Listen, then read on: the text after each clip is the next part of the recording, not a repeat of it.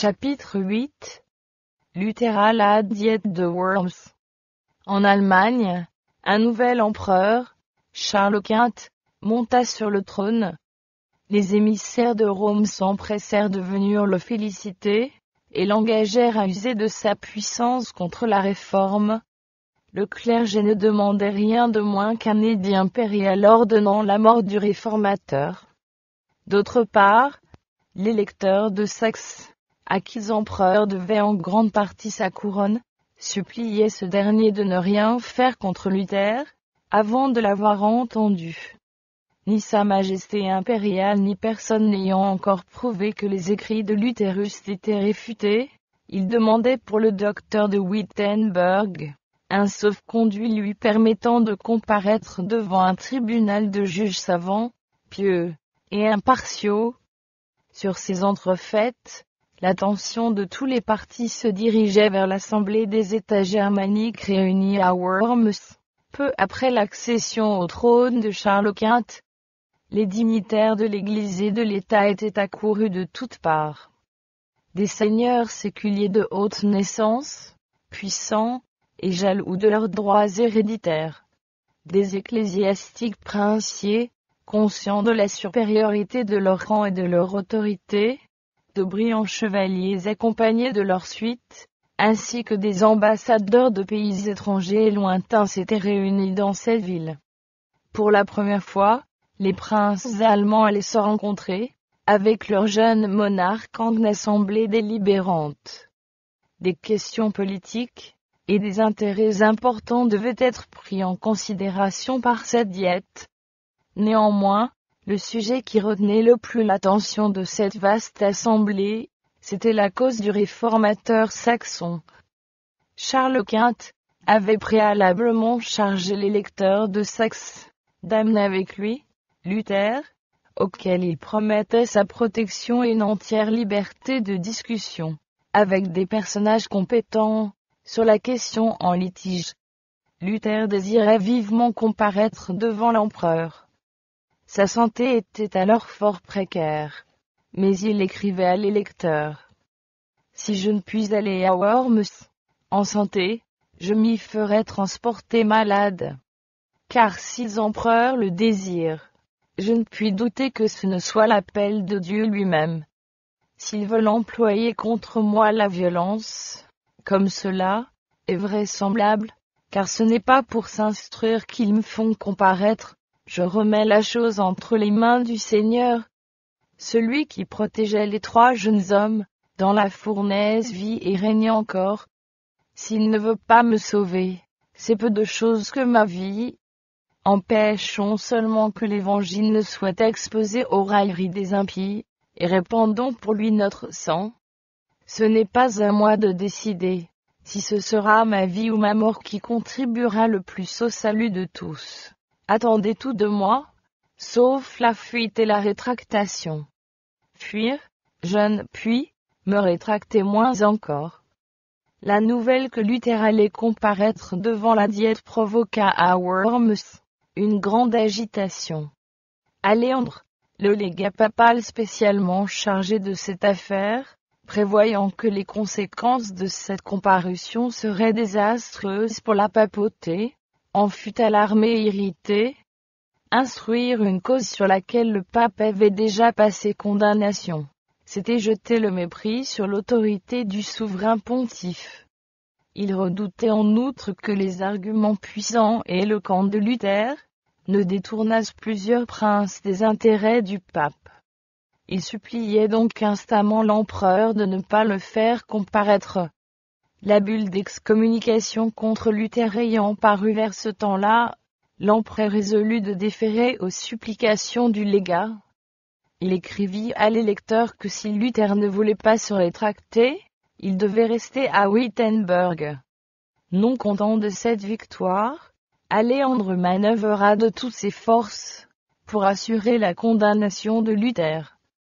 Devant les prélats, les princes et les autres membres de l'Assemblée, avec une insistance digne d'une meilleure cause, il accusa Luther de sédition, d'impiété et de blasphème.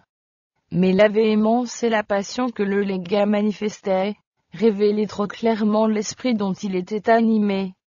C'est la haine, c'est l'amour de la vengeance qui l'inspire, disait-on, plutôt que le zèle et la piété. Et la majorité de la Diète était de plus en plus encline à envisager avec faveur la cause du réformateur. Redoublant de zèle, Aléandre insistait auprès de l'empereur, pour qu'on exécutât les édits du pape.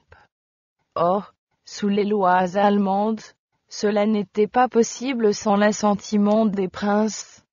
Vaincu enfin par l'importunité du légat, Charles V invitait ce dernier à présenter son cas devant la Diète. Ce fut un grand jour pour le nonce. L'assemblée était auguste, et la cause plus auguste encore.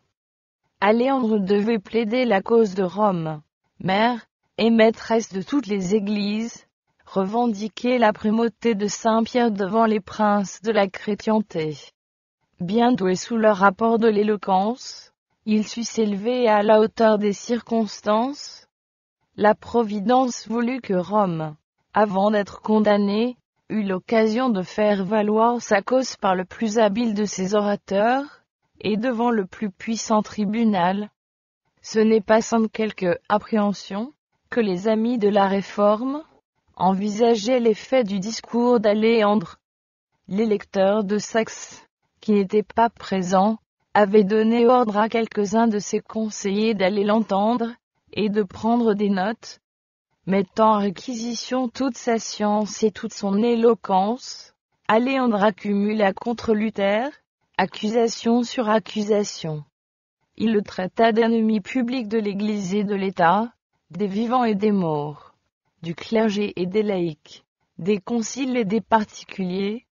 Il y a, dit-il, dans les erreurs de Luther de quoi faire brûler 100 000 hérétiques.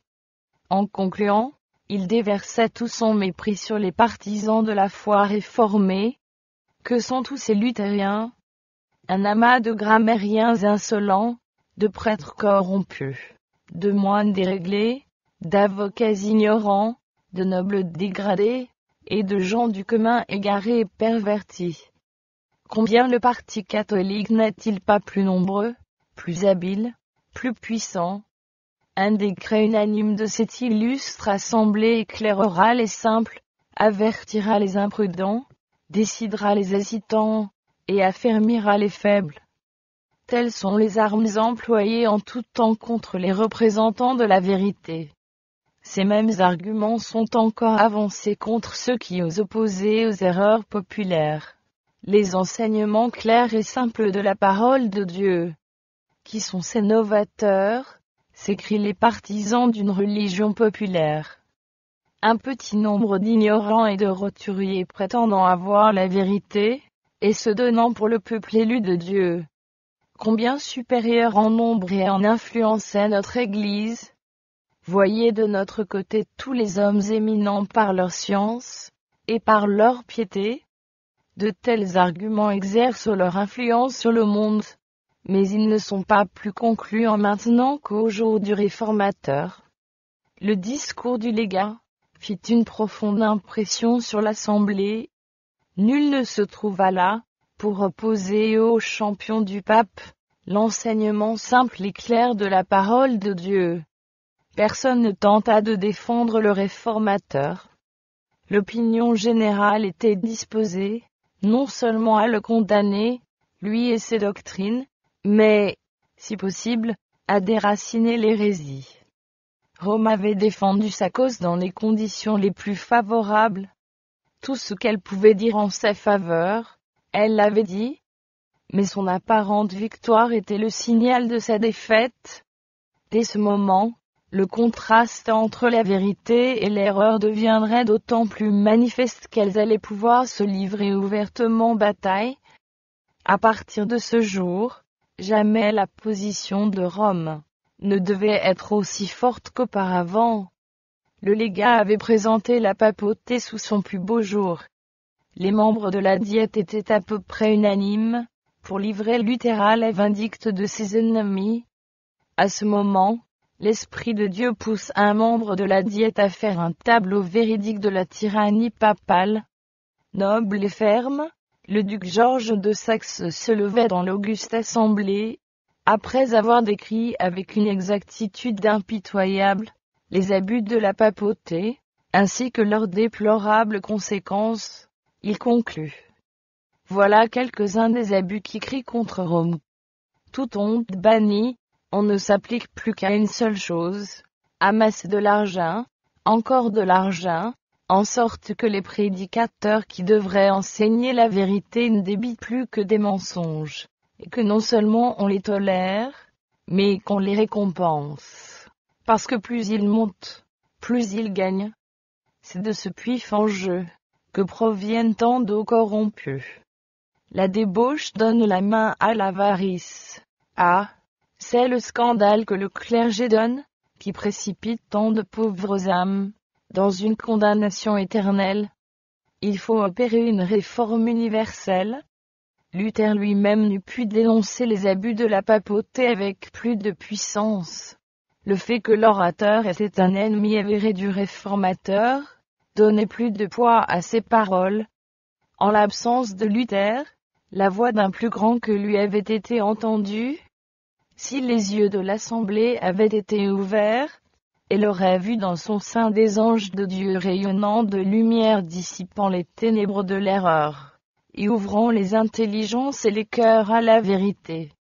C'était la puissance du Dieu de sagesse et de vérité, qui refrénait les adversaires de la réforme, et préparait ainsi la voie à la grande œuvre qui allait s'accomplir.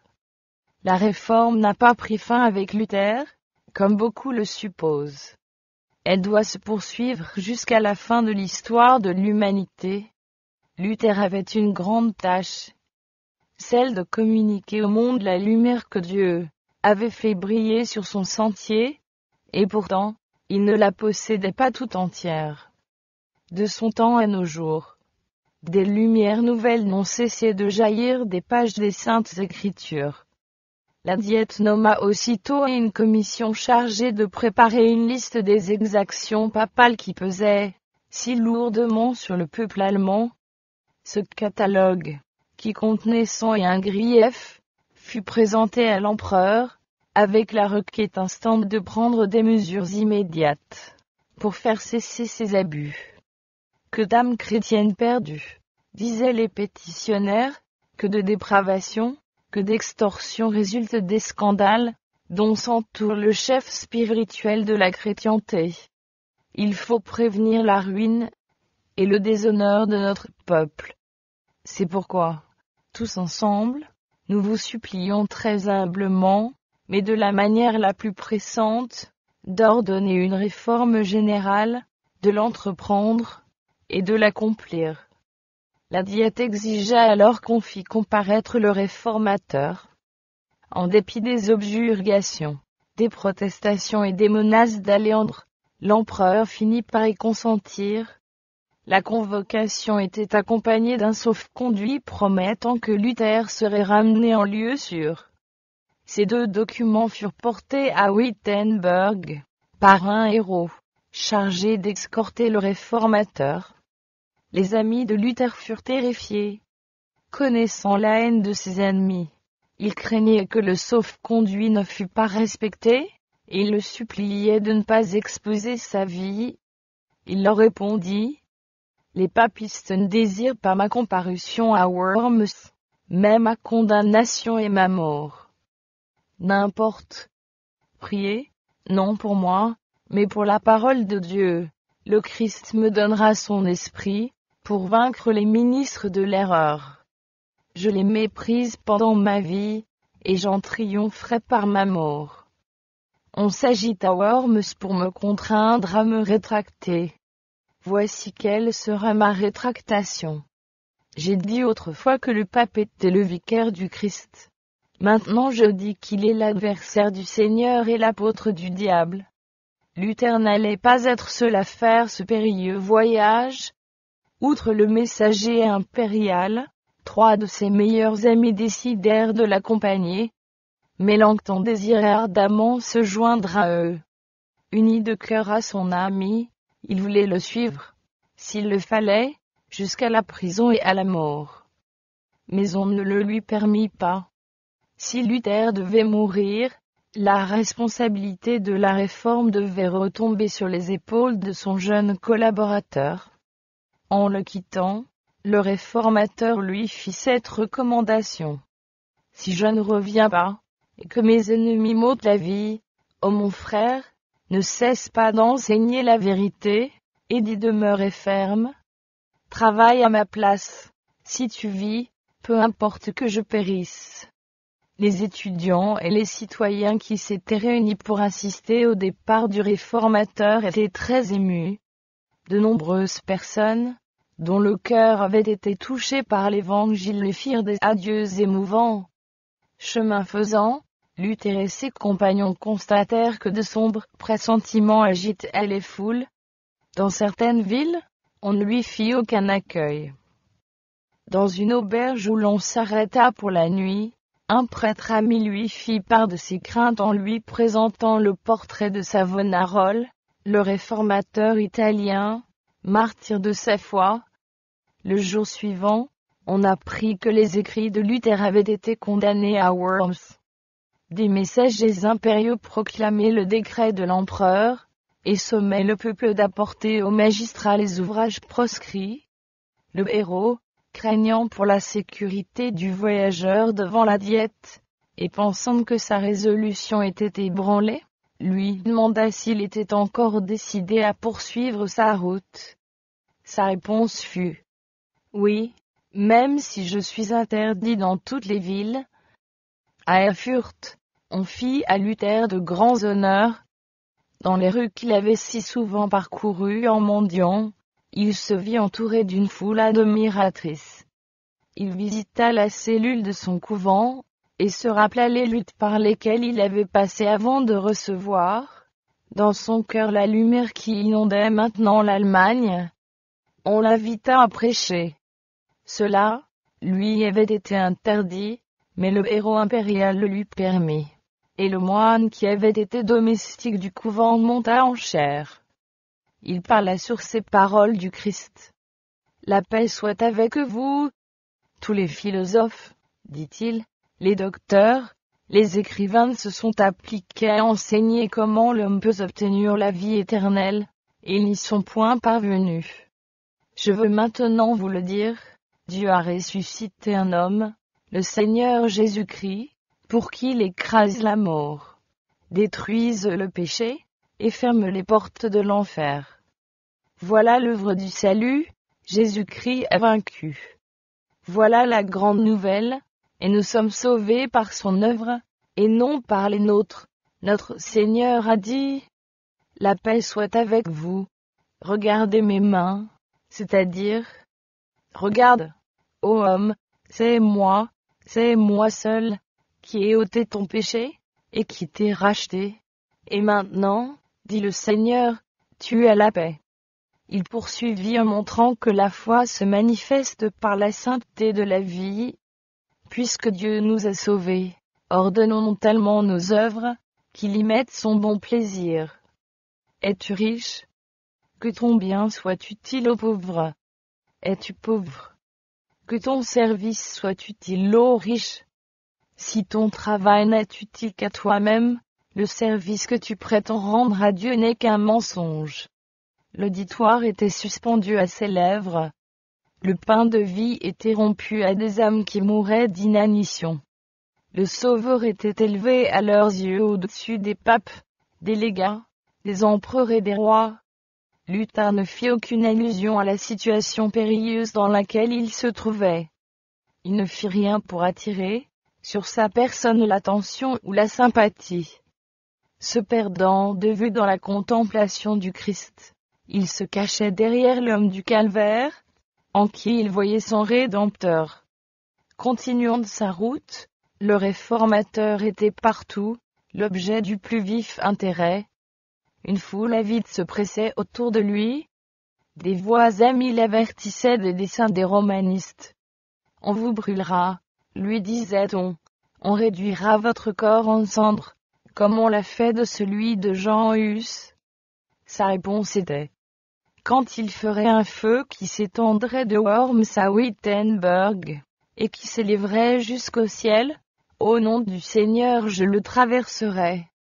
Je paraîtrai devant eux, j'entrerai dans la gueule de ce béhémoth, je briserai ses dents, et je confesserai le Seigneur Jésus-Christ. En apprenant qu'il approchait de Worms, les gens furent en effervescence. Ses amis tremblaient pour sa sécurité, ses ennemis craignaient pour leur cause. On s'efforça de le dissuader d'entrer dans la ville. À l'instigation des prêtres, il fut invité à se retirer dans le château d'un chevalier sympathique à sa cause, où, lui assurait-on, toutes les difficultés pourraient être résolues amicalement. Les amis tentèrent d'exciter ses craintes en lui représentant les dangers auxquels il était exposé. Tout fut inutile. Inébranlable, Luther répondit. Quand même il y aurait autant de diables à Worms qu'il y a de tuiles sur les toits, j'y entrerai. À son entrée dans la ville, l'animation fut intense. Une grande foule lui souhaita la bienvenue. L'empereur lui-même n'avait pas vu une aussi grande foule venir le saluer. Du milieu de la foule, une voix perçante et plaintive fit entendre le chant des morts, pour avertir Luther du sort qui le menaçait. « Dieu sera ma défense » dit-il en descendant de voiture. Les romanistes n'avaient pas cru que Luther oserait venir à Worms. Aussi son arrivée les plongea-t-elle dans la consternation. L'empereur convoqua aussitôt ses conseillers, afin de savoir quel parti prendre. L'un des évêques, papiste rigide, prenant la parole, s'écria « Nous nous sommes longuement consultés sur cette affaire. Que votre majesté impériale se débarrasse promptement de cet homme. Sigismond n'a-t-il pas fait brûler Jean Hus? On n'est tenu ni de donner un sauf-conduit à un hérétique ni de le respecter. Non, dit Charles. Ce qu'on a promis, il faut qu'on le tienne. On décida, en conséquence, de faire comparaître le réformateur. Toute la ville désirait voir cet homme extraordinaire. Bientôt, une foule de visiteurs envahit son appartement.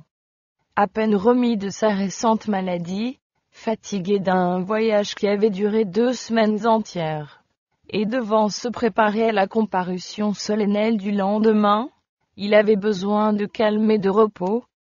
Mais leur désir de le voir était si grand que nobles, chevaliers, prêtres, citoyens se pressaient autour de lui. De ce nombre étaient plusieurs de ceux qui avaient hardiment demandé à l'empereur de mettre fin aux abus du clergé, et qui, dit plus tard Luther, avaient tous été affranchis par mon évangile. Amis et ennemis accouraient pour contempler ce moine intrépide au visage pâle, émacié, qui recevait chacun avec une bienveillante sans jouer. Son calme, sa dignité, son tact, son attitude ferme et courageuse, la solennité de ses paroles lui donnaient une autorité à laquelle ses ennemis eux-mêmes avaient peine à résister, et qui remplissait chacun d'étonnement. Les uns voyaient en lui une puissance divine, d'autres répétaient les paroles des pharisiens au sujet du Christ. Il a un démon. Le lendemain, sommé de comparaître devant la Diète, Luther y fit son entrée, conduit par un officier impérial, après avoir traversé des rues encombrées d'une foule avide de voir celui qui avait osé braver l'autorité du pape. Au moment où l'accusé allait comparaître devant ses juges, un vieux général, héros de bien des batailles, lui dit avec bonté. « Petit moine, tu as devant toi une marche et une affaire telles que ni moi, ni bien des capitaines n'en avons jamais vu de pareilles, dans la plus sanglante de nos batailles. Mais si ta cause est juste, et si tu en as l'assurance, avance au nom de Dieu, et ne crains rien. Dieu ne t'abandonnera pas. » Luther était enfin devant la Diète, où l'empereur occupait le trône, entouré des personnages les plus illustres de l'Empire. Jamais homme n'avait comparu devant plus imposante assemblée. Cette comparution était déjà une éclatante victoire remportée sur la papauté. Le pape avait condamné cet homme, et cet homme se trouvait devant un tribunal qui se plaçait ainsi au-dessus du pape. Le pape l'avait mis à l'interdit, retranché de toute société humaine, et il était convoqué en termes honorables, et reçu devant la plus auguste assemblée de l'univers. Le pape avait ordonné que sa bouche fût à jamais muette, et il allait l'ouvrir devant des milliers d'auditeurs assemblés des endroits les plus éloignés de toute la chrétienté. Une immense révolution s'était ainsi accomplie au moyen de Luther. Rome descendait déjà de son trône, et c'est la parole d'un moine qui l'en faisait descendre. En présence de cette assemblée de rois et de princes, le fils du mineur de Mansfield se sentit ému et intimidé. Plusieurs princes, l'ayant remarqué, s'approchèrent de lui avec bienveillance. L'un d'eux lui dit : « Ne craignez point ceux qui tuent la corps, et qui ne peuvent tuer l'âme. » Un autre ajouta : « Quand vous serez menés devant des gouverneurs, et devant des rois, l'esprit de votre Père parlera par votre bouche. » Ainsi, à cette heure critique, les paroles du divin Maître venaient fortifier son serviteur par l'organe des puissants de ce monde. Luther fut placé en face du trône de l'empereur. Un profond silence se fit dans l'assemblée. Alors un officier impérial se leva, et, désignant une collection des écrits de Luther, invita le réformateur à répondre à 2 questions. Premièrement, ses ouvrages étaient-ils bien de lui ? Deuxièmement, était-il disposé à rétracter les opinions qu'il y avait avancées ? Le titre des ouvrages ayant été lu, Luther, répondant à la première question, affirma en être l'auteur. Quant à la seconde question, dit-il, attendu que c'est une question qui regarde la foi et le salut des âmes, et dans laquelle est impliquée la parole de Dieu, le plus grand et le plus précieux trésor qu'il y ait dans les cieux et sur la terre, j'agirais avec imprudence si je répondais sans réflexion. Je pourrais affirmer moins que la chose ne le demande, ou plus que la vérité ne l'exige, et me rendre ainsi coupable envers cette parole du Christ. Quiconque me reniera devant les hommes, je le renierai aussi devant mon Père qui est dans les cieux. C'est pourquoi je prie en toute soumission Sa Majesté impériale de me donner du temps, afin de répondre sans porter atteinte à la parole de Dieu. Cette requête de Luther était sage. Il convainquait ainsi l'assemblée qu'il n'agissait ni par aigreur ni par impulsion.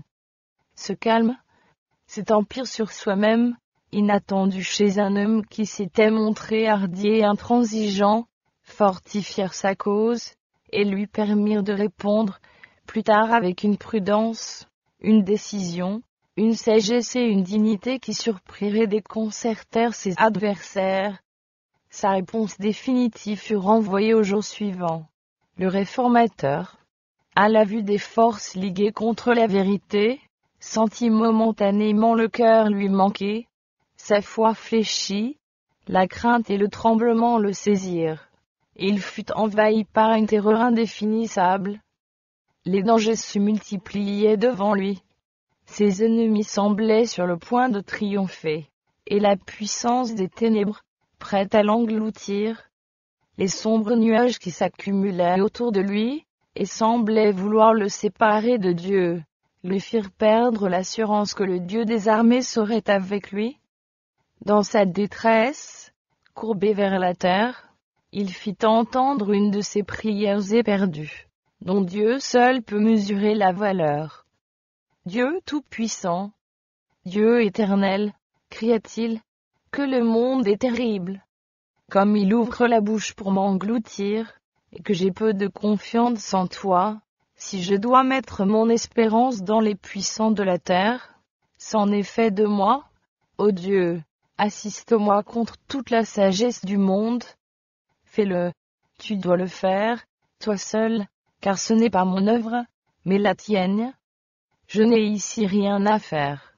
Je n'ai rien à débattre, moi, avec ces grands du monde, la cause est la tienne, elle est juste et éternelle. Ô Seigneur, sois mon aide. Dieu fidèle, Dieu immuable. Je ne me repose sur aucun homme, tout ce qui est de l'homme chancelle et défaille. Tu m'as élu pour cette œuvre, je le sais, eh bien, agis donc ô Dieu, tiens-toi à côté de moi, pour le nom de Jésus-Christ, ton Fils bien-aimé, ma défense, mon bouclier et ma forteresse, pour préserver le réformateur d'un sentiment de confiance en sa propre force, et de témérité devant le danger. Dieu, dans sa sagesse, permettait qu'il eût l'intuition de son péril. Ce n'était pas, en effet, la crainte des souffrances personnelles, ni la perspective de la torture ou de la mort apparemment imminente qui le terrifiait, et ce n'était point en vue de sa propre sécurité, qu'il luttait avec Dieu. C'était pour le triomphe de l'Évangile. L'heure de la crise était arrivée, et il se sentait incapable de l'affronter. Un acte de faiblesse de sa part eût pu compromettre la cause de la vérité. Les angoisses de son âme en cette occasion peuvent être comparées à celles de Jacob au torrent de Jabbok. Comme lui, Luther lutta avec Dieu, et obtint la victoire. Conscient de son impuissance, cramponné à Jésus, son puissant libérateur, il fut fortifié par l'assurance qu'il ne paraîtrait point seul devant l'assemblée. La paix rentra dans son âme, et il se réjouit qu'il lui fût permis d'élever la parole de Dieu devant les chefs de la nation. Les regards fixés sur Dieu, Luther se prépara à la lutte. Il fit le plan de sa réponse, relut quelques passages de ses ouvrages, et tira des écritures des preuves propres à soutenir ses positions. Puis, posant sa main gauche sur le livre sacré ouvert sur la table, et levant la main droite au ciel, il jura de demeurer fidèle à l'Évangile, et de confesser ouvertement sa foi. Dut-il sceller cette confession de son sang? Quand il comparut à nouveau devant la diète, son visage ne portait aucune trace de crainte ou de timidité. Témoin de Dieu devant les grands de la terre, il respirait le calme, la paix et une noble bravoure. Son discours, en réponse à l'officier impérial, qui lui demandait sa décision, fut courtois et respectueux. Sa voix claire était contenue et sans éclat. Toute sa personne manifestait une confiance et une joie qui surprirent l'assemblée. Il parla en ces termes. Sérénissime empereur, illustre prince, gracieux Seigneur, comparaissant aujourd'hui devant vous, par la miséricorde de Dieu, selon l'ordre qui m'en fut donné hier. Je conjure votre majesté et vos augustes altesses d'écouter avec bonté la défense d'une cause qui, j'en ai l'assurance, est juste et bonne. Si, par ignorance, je manquais aux usages et aux bienséances des cours, je vous prie de me pardonner, car j'ai été élevé dans l'obscurité d'un cloître, et non dans les palais des rois. Entrant ensuite dans son sujet, Luther déclara que ses livres n'étaient pas tous de la même nature. Dans les uns, il parlait de la foi et des bonnes œuvres. Ses ennemis eux-mêmes les considéraient non seulement comme inoffensifs, mais comme utiles. Les rétractés, c'eût renier des vérités que tous admettaient. Une seconde catégorie était composée de livres condamnant la corruption et les abus de la papauté. Les rejeter, c'eût été fortifier la tyrannie de Rome, et ouvrir la porte à de grandes et nombreuses impiétés. La troisième catégorie attaquait des individus qui soutenaient les abus existants. Pour ceux-ci, il confessa volontiers avoir été plus violent qu'il ne convenait, mais, sans avoir la prétention d'être parfait, il ne pouvait pas non plus rétracter ses derniers ouvrages, parce que, ce faisant, il encouragerait les ennemis de la vérité, qui profiteraient de cette occasion, pour écraser le peuple de Dieu, avec plus de cruauté encore. Cependant, ajouta-t-il, je suis un simple homme, et non pas Dieu. Je me défendrai donc, comme l'a fait Jésus-Christ. Si j'ai mal parlé, faites connaître ce que j'ai dit de mal. Je vous conjure donc, par les miséricordes de Dieu, sérénissime empereur, et vous, très illustre prince, et tout autre homme, qu'il soit de haut ou de bas étage, de me prouver par les écrits des prophètes et des apôtres, que je me suis trompé. Dès que j'aurai été convaincu, je rétracterai aussitôt toutes mes erreurs, et serai le premier à saisir mes écrits, et à les jeter dans les flammes. Ce que je viens de dire, ajouta-t-il, montre clairement, je pense, que j'ai bien considéré et pesé les dangers auxquels je m'expose. Mais loin d'en être effrayé, c'est pour moi une grande joie de voir que l'Évangile est encore aujourd'hui, comme autrefois, une cause de trouble et de discorde. C'est là le caractère et la destinée de la parole de Dieu. Je ne suis pas venu apporter la paix sur la terre, a dit Jésus, mais l'épée. Dieu est admirable et terrible dans ses conseils. Craignons qu'en prétendant arrêter les discordes, nous ne persécutions la sainte parole de Dieu, et ne fassions fondre sur nous un affreux déluge d'insurmontables dangers, de désastres présents, et de désolation éternelle. Je pourrais citer des exemples tirés des oracles de Dieu. Je pourrais vous parler des pharaons, des rois de Babylone et d'Israël, qui n'ont jamais travaillé plus efficacement à leur ruine que lorsque, par des conseils en apparence très sages, ils pensaient affermir leur empire. Luther avait parlé en allemand, on le pria de répéter son discours en latin. Il le fit avec la même puissance, et la même clarté, que la première fois. Cette circonstance était voulue de Dieu. Les princes étaient tellement aveuglés par les préjugés qu'ils n'avaient pu, à la première audition, saisir le puissant raisonnement de Luther. La deuxième leur permit de le bien comprendre. En revanche, les esprits fermés à la lumière et résolus à ne rien entendre n'avaient pas écouté sans colère les courageuses paroles du moine. Lorsque celui-ci eut cessé de parler, l'orateur de la Diète lui dit avec irritation: « Vous n'avez pas répondu à la question qu'on vous a faite. On vous demande une réponse claire et précise. Voulez-vous, oui ou non, vous rétracter ?» Le réformateur répondit: « Puisque votre sérénissime majesté et vos hautes puissances exigent une réponse simple, claire et précise, je la leur donnerai. La voici. Je ne puis soumettre ma foi ni au pape, ni au concile, parce qu'il est clair, comme le jour qu'ils sont souvent tombés dans l'erreur, et même dans de grandes contradictions avec eux-mêmes. Si donc je ne suis convaincu par le témoignage des Écritures, ou par des raisons évidentes, si l'on ne me persuade, par les passages mêmes que j'ai cités, rendant ainsi ma conscience captive de la parole de Dieu, je ne puis, et ne veux rien rétracter, car il n'est pas prudent pour le chrétien de parler contre sa conscience. Me voici, je ne puis faire autrement. Dieu m'assiste. Amen. Ainsi parla cet homme juste, campé sur le rocher inébranlable de la parole de Dieu, les traits illuminés de la lumière divine. Alors qu'il dénonçait la puissance de l'erreur, et témoignait en faveur de la foi par laquelle le monde est vaincu, la grandeur et la pureté de son caractère, la paix et la joie de son cœur devinrent manifestes pour tous. L'assemblée entière resta quelque temps muette de stupeur. Lors de sa première comparution, Luther avait parlé d'une voix modérée, et d'un ton respectueux et presque soumis. Les romanistes en avaient conclu que son courage commençait à fléchir. Ils avaient considéré sa demande d'un délai, comme le prélude de sa rétractation.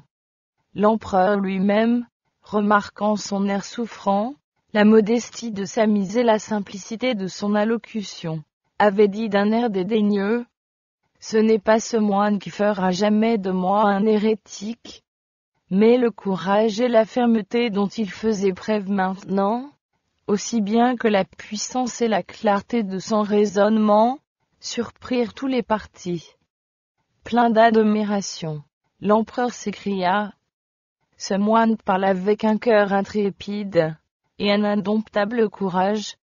Et plusieurs des princes allemands contemplaient ce représentant de leur nation, avec une satisfaction mêlée d'orgueil. Les amis de la curie romaine étaient battus. Leur cause apparaissait sous le jour le plus défavorable. Pour garder leur position, ils eurent recours, non aux Écritures, mais à des menaces, l'argument ordinaire de Rome.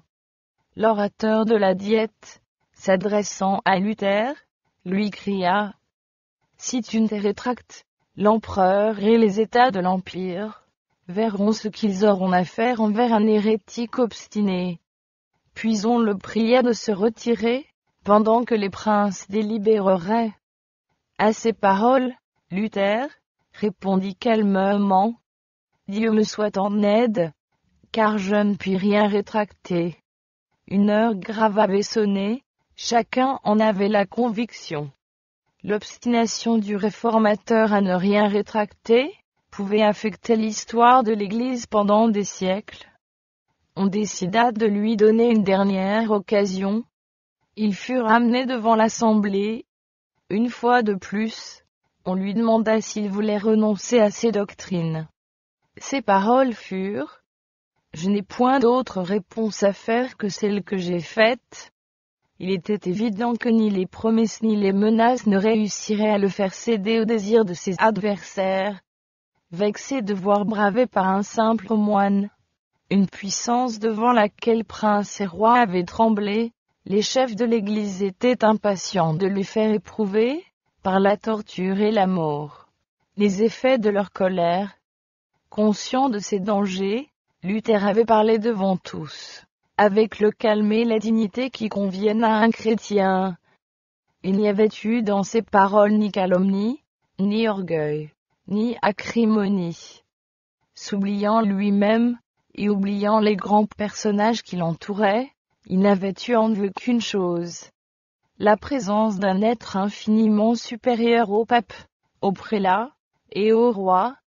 Le Sauveur avait parlé par la bouche de son serviteur, avec une puissance et une élévation qui avaient, pour un temps, surpris, et émerveillé amis et ennemis.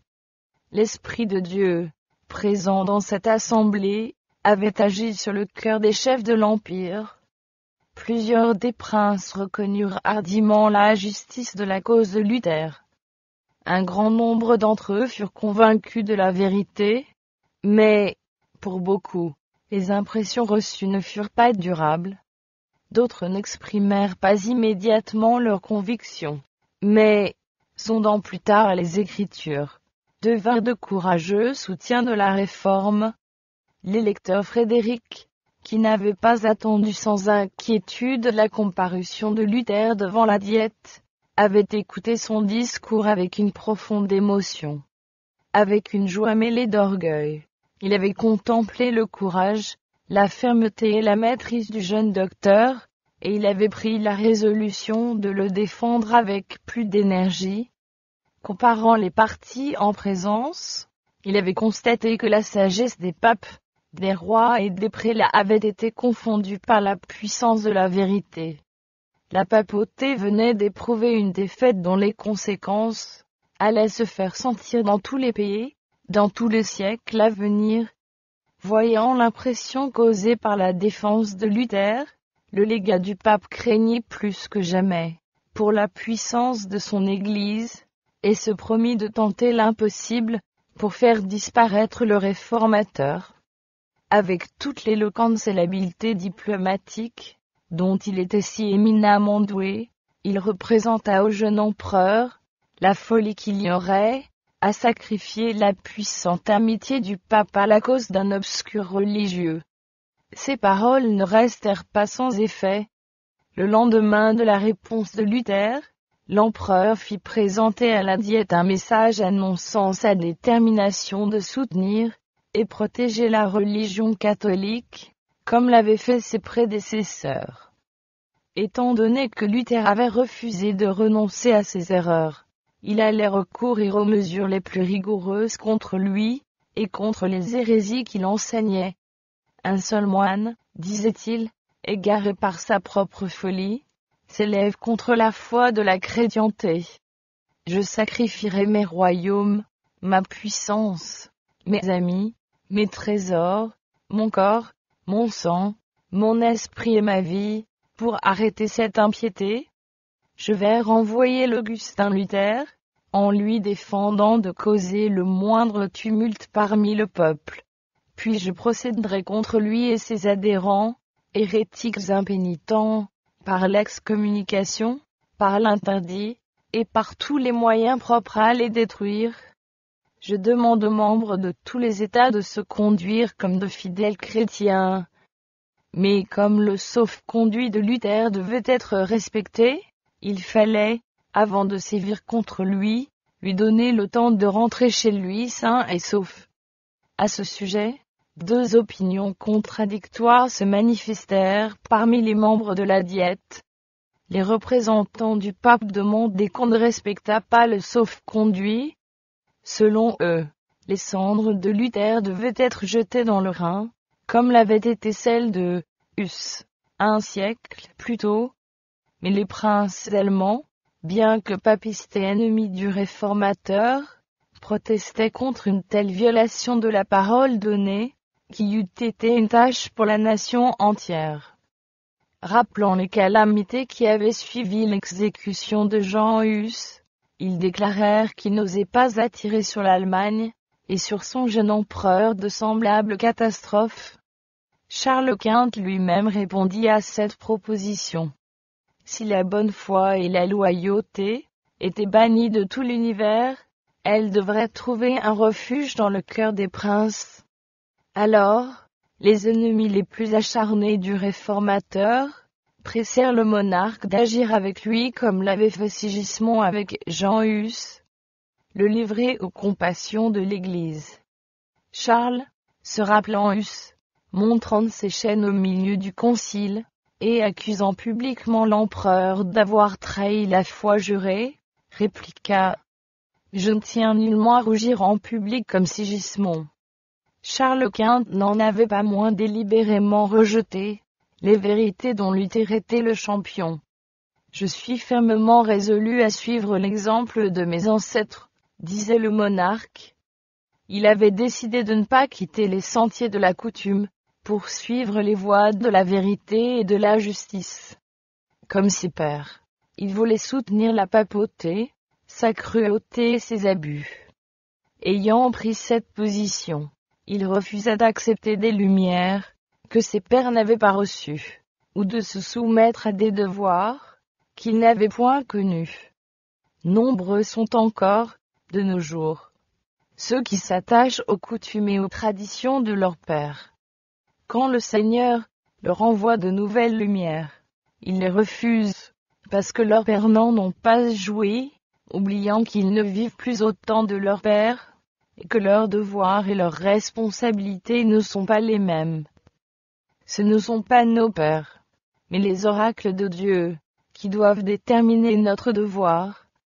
Notre responsabilité est plus grande que celle de nos ancêtres, car nous devrons rendre compte à la fois de la lumière qui a brillé sur leur sentier, et de celle que la parole de Dieu fait jaillir sur le nôtre. Parlant des Juifs incrédules, Jésus disait, « Si je n'étais pas venu, et que je ne leur eusse point parlé, ils n'auraient pas péché, mais maintenant ils n'ont aucune excuse de leur péché. » Ces mêmes paroles étaient adressées par Luther à l'empereur et au prince d'Allemagne. Pendant qu'elles retentissaient, l'Esprit de Dieu plaidait pour la dernière fois, avec plusieurs membres de l'Assemblée, comme Pilate qui, plusieurs siècles auparavant, avait permis à l'orgueil et à l'ambition de fermer son cœur aux paroles du Rédempteur du monde, comme Félix qui, tremblant de peur, avait répondu messager de la vérité. Pour le moment retire-toi, quand j'en trouverai l'occasion, je te rappellerai, comme l'orgueilleux Agrippa, qui avait dit, « Tu vas bientôt me persuader de devenir chrétien », et s'était détourné pourtant de messages célestes. De même Charles Quint rejeta la lumière de la vérité, pour suivre les conseils de la politique et du respect humain. La rumeur de ceux qui se tramaient contre Luther, se répandait au dehors, et mettait la ville en effervescence. Le réformateur s'était fait nombre d'amis, qui connaissaient la cruauté de Rome envers ceux qui osaient dévoiler ses abus.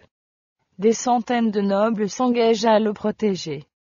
Plusieurs dénonçaient ouvertement le message royal, comme une couardise devant le clergé, sur les portes des maisons, et dans les lieux publics, s'affichaient des écriteaux pour et contre Luther.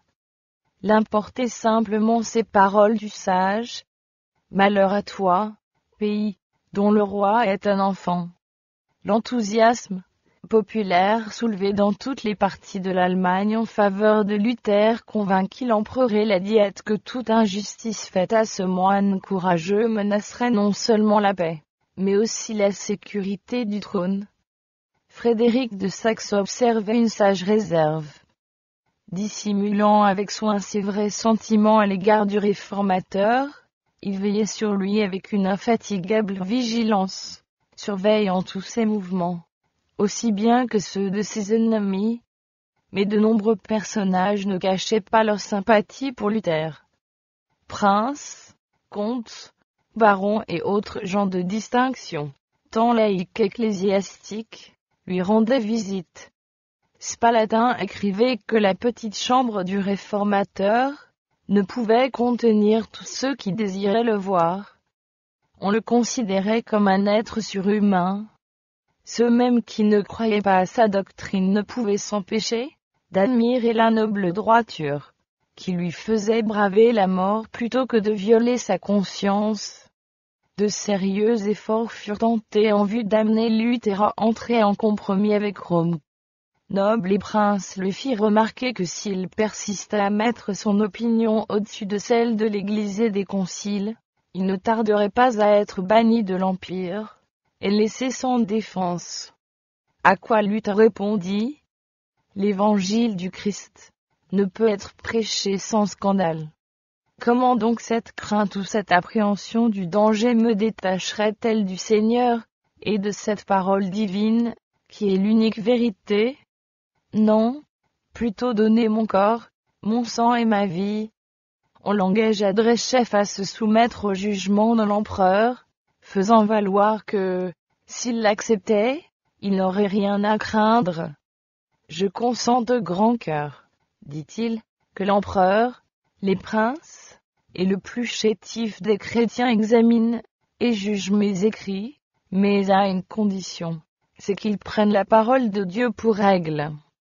Les hommes n'ont pas autre chose à faire qu'à lui obéir. Ma conscience est sa prisonnière, et je dois lui être soumis. À un autre appel, il répondait : je consens à renoncer au sauf-conduit. Je remets entre les mains de l'empereur ma personne et ma vie, mais la parole de Dieu, jamais. Il voulait bien se soumettre à la décision d'un concile général, mais à la condition que ce concile jugeât selon la parole de Dieu. Pour ce qui touche à la parole de Dieu, et à la foi, ajoutait-il, tout chrétien est aussi bon juge que le pape. Ce dernier fut-il même appuyé par 1 million de conciles. Amis et ennemis finirent par se convaincre de l'inutilité de tout nouvel effort de réconciliation. Si le réformateur avait fléchi sur un seul point, Satan et ses armées eussent remporté la victoire. Mais son inébranlable fermeté fut le gage de l'émancipation de l'Église et l'aube d'une ère nouvelle. L'influence de cet homme qui osait, en matière de religion, penser et agir pour lui-même, allait se faire sentir sur les églises, et sur le monde, non seulement de son vivant, mais jusqu'à la fin des temps. Sa fermeté et sa fidélité à l'Écriture devaient fortifier tous ceux qui seraient appelés à traverser des circonstances analogues. La puissance et la majesté de Dieu avaient été exaltées au-dessus des conseils de l'homme et du pouvoir de Satan. L'empereur ordonna bientôt à Luther de rentrer chez lui. Le réformateur savait que sa condamnation suivrait de près cette injonction. En dépit des sombres nuages qui planaient sur son sentier, il quitta Worms, le cœur débordant de joie et de louange. Le diable lui-même, disait-il, gardait la citadelle du pape. Mais le Christ y a fait une large brèche, et Satan a dû confesser que le Seigneur est plus puissant que lui, après son départ, afin que sa fermeté ne fût pas prise pour un fol entêtement. Luther écrivit à l'empereur. Dieu, qui est le scrutateur des cœurs, m'est témoin que je suis prêt à obéir avec empressement à votre majesté, soit dans la gloire, soit dans l'opprobre, soit par la vie, soit par la mort, et en n'acceptant absolument rien, que la parole de Dieu par laquelle l'homme a la vie. Dans les affaires de la vie présente, ma fidélité vous est assurée, car ici, perdre ou gagner, sont choses indifférentes au salut. Mais quand il s'agit des biens éternels, Dieu ne veut pas que l'homme se soumette à l'homme. La soumission, dans le monde spirituel, est un véritable culte, qui ne doit être rendu qu'au Créateur. Sur le chemin du retour, Luther fut accueilli de façon plus flatteuse encore qu'à son arrivée à Worms. Des princes de l'Église recevaient le moine excommunié, des magistrats honoraient l'homme dénoncé par l'empereur. On le pressait de prêcher, et, en dépit de la défense impériale, il monta de nouveau en chair. Je ne me suis jamais engagé, dit-il, et je ne m'engagerai jamais à enchaîner la parole de Dieu. Peu de temps après son départ de Worms, les dignitaires de l'Église obtinrent contre lui un édit de l'empereur. Cet édit traitait Luther de Satan en personne sous forme humaine et revêtu d'un habit de moine. Dès que le sauf-conduit serait périmé, des mesures devaient être prises en vue d'enrayer son œuvre. Défense est faite à toute personne de lui offrir l'hospitalité, de lui donner à manger ou à boire, de lui prêter assistance en public ou en privé.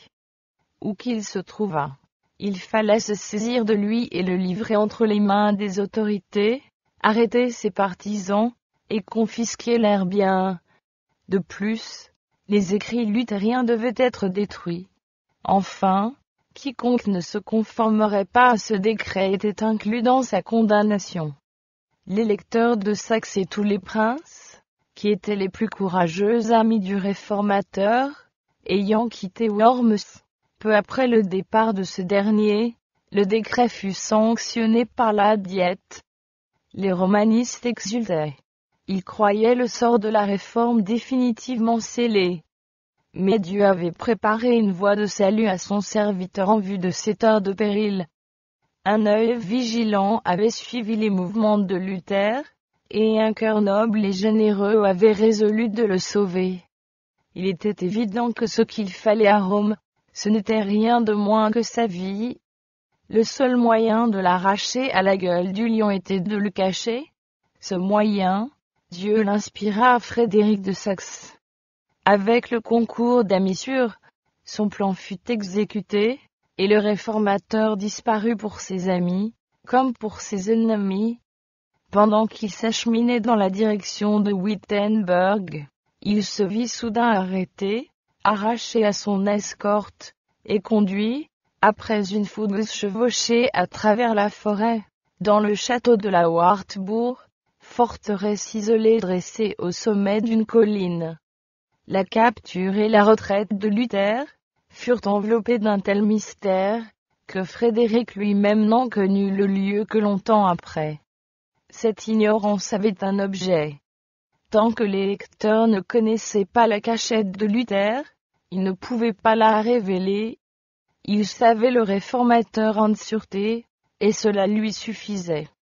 Le printemps, l'été et l'automne passèrent. L'hiver arriva, et Luther était toujours prisonnier. Aléandre et les siens exultaient, assurés que la lumière était sur le point de s'éteindre. Cependant, le réformateur alimentait sa lampe aux sources de la vérité, et se préparait à la faire briller d'un plus vif éclat. Dans la sécurité amicale de la Wartburg, Luther fut d'abord heureux de se trouver, hors de la confusion de la bataille, mais il ne put supporter longtemps le calme et la détente. Accoutumé à une vie d'activité, et aux rudes combats, il supportait peu l'inaction. Pendant ces jours de solitude, la condition de l'Église le préoccupait, et, dans son angoisse, il s'écriait : « Hélas, il n'est personne, dans ce dernier jour de la colère de Dieu, qui se tienne, comme un mur devant le Seigneur pour sauver Israël. » Puis, pensant à lui-même, il craignait d'être accusé de lâcheté pour s'être retiré de la mêlée, et il se reprochait ses aises et son indolence. Et pourtant, il accomplissait chaque jour une somme de travail extraordinaire. Sa plume ne restait pas inactive, et ses ennemis, qui se flattaient de l'avoir réduit au silence, ne tardèrent pas à être étonnés et confondus des preuves de son activité. Une quantité de tracts écrits par le solitaire se répandait dans toute l'Allemagne. Il rendit aussi à ses concitoyens un service inappréciable en traduisant le Nouveau Testament dans la langue du peuple. Du haut de son rocher de Patmos, il continua, pendant près d'une année, de proclamer l'Évangile, et de dénoncer les erreurs de son temps. Si Dieu avait retiré son serviteur de la vie publique, ce n'était pas seulement pour l'arracher à la fureur de ses adversaires, et lui assurer un temps de tranquillité pour ses importants travaux, c'était en vue de résultats plus précieux encore. Dans la solitude et l'obscurité de cette retraite, éloigné des appuis humains, et des louanges du monde, Luther fut mis à l'abri de la suffisance et de l'orgueil qui accompagnent souvent le succès. Cette souffrance et cette humiliation le préparaient à fouler d'un pas plus sur les hauteurs vertigineuses, où, si soudainement, il avait été transporté. Tout en se réjouissant de la liberté que la vérité leur apporte, les hommes courent le danger d'exalter les serviteurs employés par Dieu, pour rompre les chaînes de l'erreur et de la superstition. Satan s'efforce de détacher les hommes du Créateur, pour diriger leurs pensées et leurs affections sur la créature. En les poussant à honorer l'instrument, il leur fait oublier la main qui les dirige, et alors, trop souvent, les conducteurs religieux, ainsi flattés et honorés, oublient leur dépendance de Dieu, et en viennent à se confier en eux-mêmes. Ils cherchent à dominer les esprits et les consciences de gens sans cesse enclins à leur demander conseil plutôt qu'à la parole de Dieu. L'œuvre de réformation est souvent enrayée par ce fâcheux travers. Dieu voulait en préserver la réforme, afin que ce mouvement portât non le sceau de l'homme, mais le sien. Les yeux du monde s'étaient tournés vers Luther. Il disparut afin d'obliger les regards à se reporter